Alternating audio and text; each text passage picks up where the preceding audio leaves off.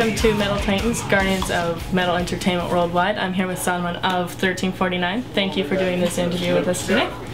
Now, this is your first tour back here since 2010, back in the United States and Canada. How's the tour been going for you guys so far? So far it's been going very well indeed. We've had a good time on the road with Marduk and Withered and Weapon. They're all good bands, and it's a strong package, and people are showing up, banging their heads, screaming for Satan, which is always a good thing. That's great. Now, while you guys are here, do you guys get a large amount of time to actually spend time and see the cities one by one, or is it more rushed kind of scheduling? The way a tour usually works is that you drive somewhere in the middle of the night or in the day, wherever, you wake up, you go in, set up, do your thing, and almost exclusively metal shows are in shitty parts of town. This is how it works. I don't know why this is how it works, but this is how it works. So if you have some time, you don't usually want to spend it looking around in this kind of industrial area. Might get mugged by a hobo or something. Or something like that. So actually one hobo stole our drummer's shoes the other night in... That's insane. So no, we don't usually look so much around.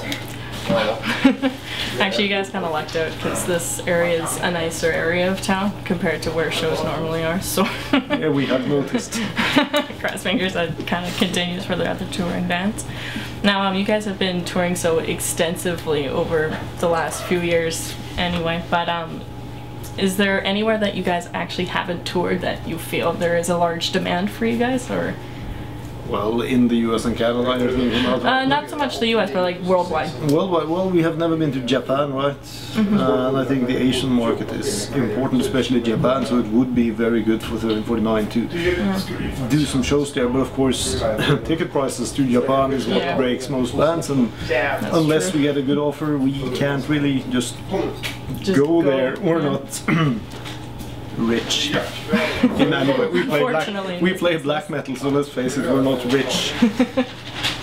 Now, Japan's actually really nice. I've been there once, so it's very nice. But like you said, ticket prices are extremely expensive. But if you guys ever do get a chance to go, it's really nice there. And metal people are everywhere, everywhere.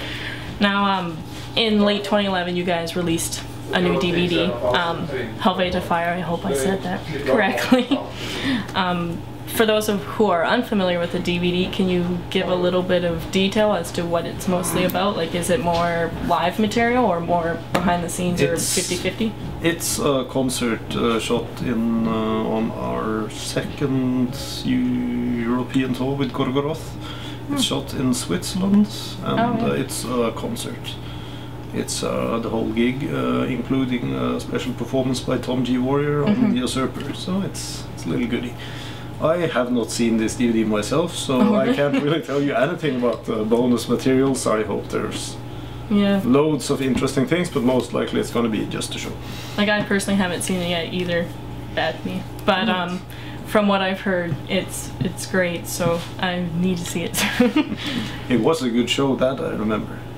Yeah. This obscure venue called Bikini Test. Oh really? I haven't heard of that one. So.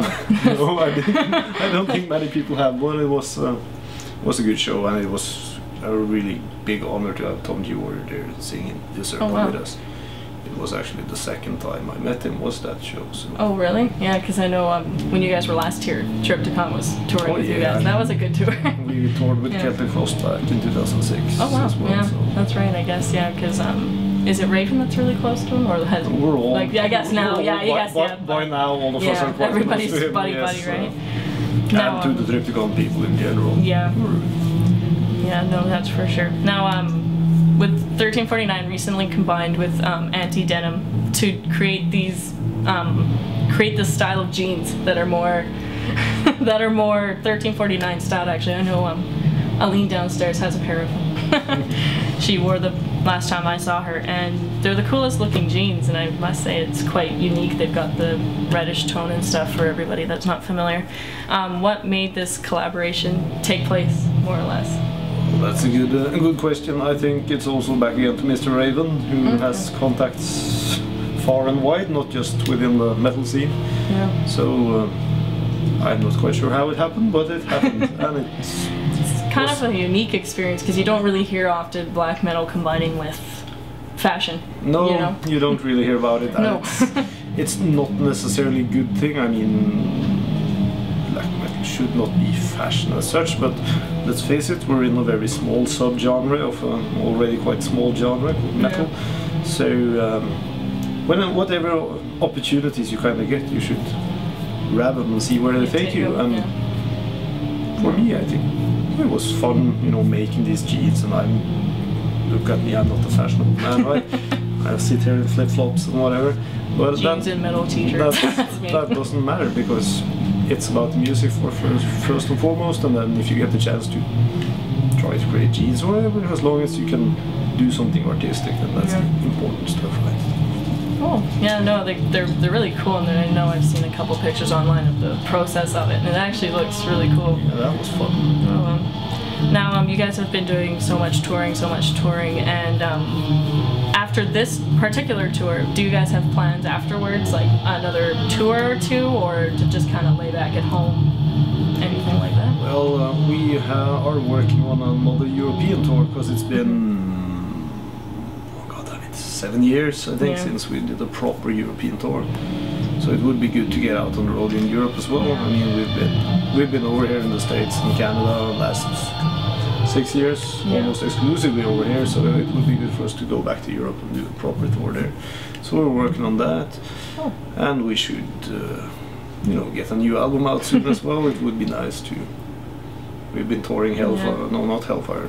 Luckily, we've been touring Demo Noir for a couple of years now. Yeah, it was 2010 it came out, so yeah. A couple of years, and it's time It's to... a lot of tours since then. It is, so it's good to now focus a bit more on getting a new album ready, and then have an excuse to go out touring again. Come back and do an interview and be like, oh my goodness, so many interviews.